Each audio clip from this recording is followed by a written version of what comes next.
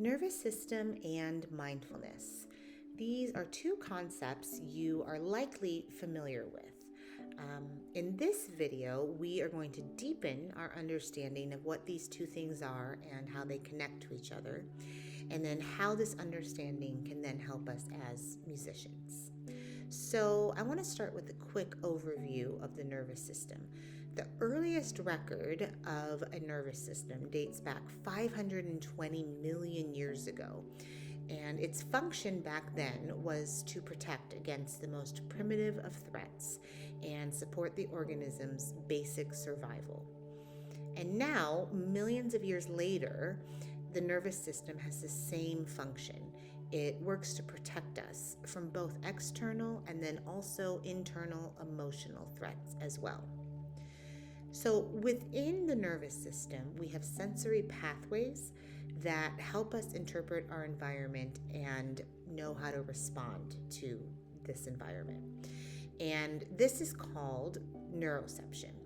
So a great example of neuroception is the idea of when you go and you accidentally touch a hot burner. So through neuroception, the nervous system will cue you to pull your hand away. In a similar fashion, the nervous system is also responsible for how you respond to emotional discomfort and threats. And these can be threats you encounter in your daily experience, or these can be what I like to call photocopies of threats from your past. An example of this is, have you ever had that feeling where you feel like you're having a disproportionate or maybe overreactive response to something, or you're reacting in a way that doesn't really make sense, but it feels really real? So this is because threats don't have timestamps. In other words, the nervous system interprets threats as if they're all happening in real time, whether the threat was from 20 years ago or 2 days ago. So the part of the nervous system that is relevant to this conversation is called the autonomic nervous system. And I like to call this the internal security system that we all have. So when there is a threat that we are either unconscious or conscious of, anything from a predator or an upcoming performance, our autonomic nervous system gets activated and the gates open to either the sympathetic or dorsal parasympathetic pathways. So when we are facing danger, in other words, anything that causes stress or anxiety or discomfort or fear, our energy may begin to mobilize and we enter a hyper-aroused state. And this tells us that our sympathetic nervous system has been activated. And it tells us that we need to fight, flight, or fawn. These are 3 of our survival behaviors. I've had clients describe a sense of going from 0 to 100 in mere seconds when this part of their nervous system is activated.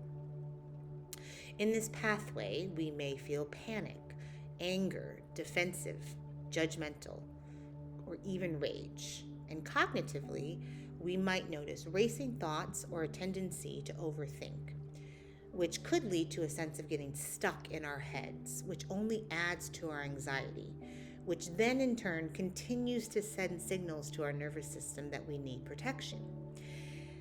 I have found that being grateful for our anxiety, as strange as that sounds, is actually more productive than getting annoyed at it, because it's simply showing up to signal us that there is a threat of some kind.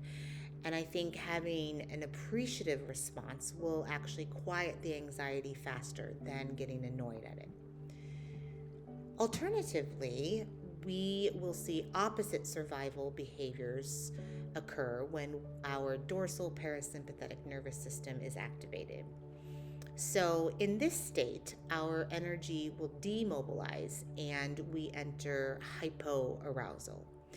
So the behaviors we'll see in this state include shutting down, freezing, or even dissociated. We will feel exhausted, numb, or checked out when this part of our nervous system is employed. So, an animal that comes to mind here that I just learned about actually recently is wood frogs. So, they can freeze their entire bodies, including their eyes and their brain, to survive the cold weather. And when we freeze or shut down, we are also working to survive something as well. A really personal and poignant example comes to mind here as we explore nervous system and our survival behaviors. Um, Several years ago, I was involved in a performance where I had a lot of solos, and they all were very challenging. Um, so the threat that was present for me were these challenging solos, and the danger that was ensuing from this threat were the thoughts of what if it sounds bad? What if I play out of tune? What if my fellow musicians think I'm a terrible violinist? Or they think, gosh, we could have played those solos way better than she's playing them. So there's all this danger swirling about, and my nervous system responded by literally freezing. My finger was prepared in the 12th position or whatever that I needed to come in my solo, and I had quietly checked the note several times before my entrance. I was counting, ready to come in, and then didn't come in. I literally could not move my bow or my finger. And so in this moment, my system was trying to protect me from what I was perceiving as life or death perils of sounding bad. And my nervous system protected me from these risks by freezing. And as you can imagine, this was horrifying. And also shocking for me because I had never had that kind of experience before. So we can see from this example that both the sympathetic nervous system and dorsal parasympathetic nervous system pathways exist to protect us. Unfortunately, when we are in one of these pathways, we don't have much access to creativity, connection, or effective problem solving skills. In order to engage with the world around us on our terms, not the terms of our fear and anxiety, our nervous system needs to know that we're safe and its protective armor is not needed. And when our nervous system is cued to this safety, our third pathway is activated, and this is the ventral vagal pathway. This is where we can feel connected to our artistry, ourselves, and to others. And I call this the sweet spot in our nervous system. And oftentimes I will use Lily as an example of a creature who is very, very well versed in her ventral vagal pathway. As you can see, she's quite chill, quite regulated, open to the world around her. So, as ideal as this state is, our goal is actually not to permanently live in this space. If we did, think about what would happen to our survival instincts. They would dull and eventually become null. In other words, we would have no instinct to survive the world around us, which is inevitably full of dangers and threats, and we can't avoid that. So the goal, rather, is to learn how to move between the different nervous system pathways so we don't get stuck in survival mode. When we are dysregulated in any way emotionally, again, feeling anxious, overwhelmed, nervous, our executive functioning will go offline. And that's one reason why we want to learn how to move into this sweet spot, this ventral vagal pathway. So how do we do this? And this is where mindfulness comes in. So as you may know, mindfulness is connecting to the present moment in a curious, not critical way. Through mindfulness, we can deepen our awareness of our present experience, and we want to get curious about what we're noticing as we do this. It can be as simple as noticing what's around you through your 5 senses. What can you see? What do you smell? What do you hear in your present moment? And so using these senses, we collect data in a really gentle, non-judgmental way.